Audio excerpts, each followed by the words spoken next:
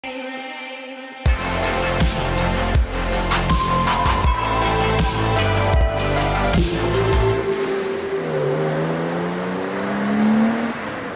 going on, guys? So today we're going to be talking about parts for the manual swap.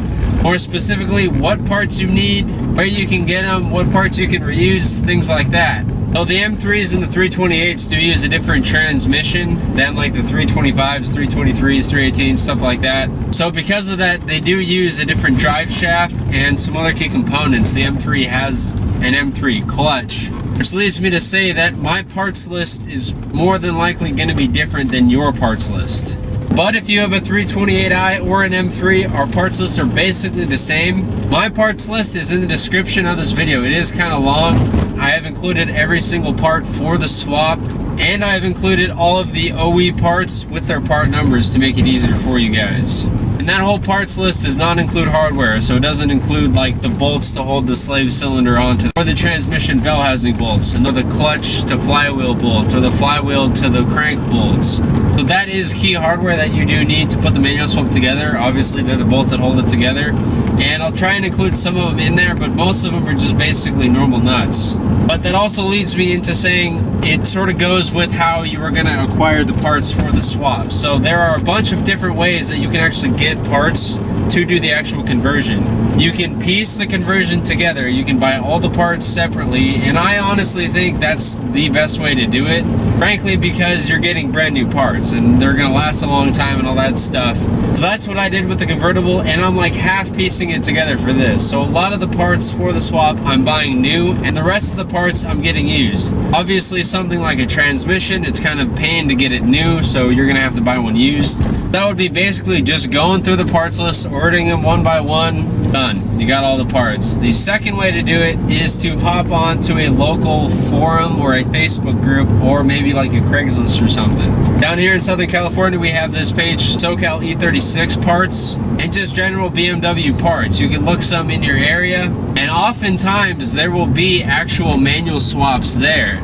I know there are a bunch of people in my area who like to take cars, rip them apart, and sell the manual swap, and that comes with everything. Usually run around $700-800 bucks, but you get the transmission, you get everything. You get the pedals, you get the slave, you get the master, you get the lines, you get the drive shaft, you get the clutch, you get the transmission. That's definitely a good way to go. If you're gonna go on a budget, I would try and find one of those. The last way you can go about it is to buy a parts car. So hop on Craigslist, find a car like yours. Maybe you're swapping a 325i, so try and get like a 325i. If you can get one with a blown cylinder head gasket that's manual, that would be perfect. You know, there are a lot of used car places like Copart that sell damaged and totaled cars. You could probably grab one for a couple $100 and it'll have everything you need. And then once you have all the parts for the swap, you can basically just rip the rest of the car out and sell it piece by piece. And more than likely you can make your money back just on the swap by selling the rest of the parts. You know, selling body panels, selling the motor, selling the rear end, shock springs, whatever. But that does require you to have space for a second car. That's the only thing. So that would be a good plan of attack if you have room for another car, either out front or in the garage or something like that.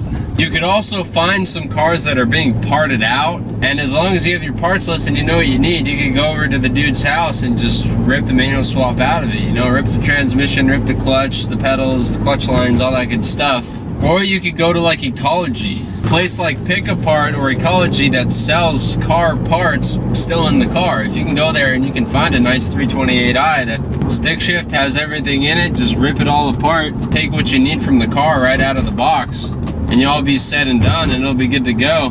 Now, as far as reusing parts go, there are a couple parts that you can actually reuse from the automatic transmission system, and you don't have to get new ones. And those are not really parts of the transmission. Things like the differential, you can actually reuse it. You don't have to go out and buy a new diff. You can reuse the starter. The starter is exactly the same for the manual and the automatic cars. But that being said, I am going to replace my starter while I'm at it. The starter on these cars is really freaking buried, and if you don't know the last time yours has been replaced, you're going to be right there. So might as well replace it. Throw in a new one if you have the money.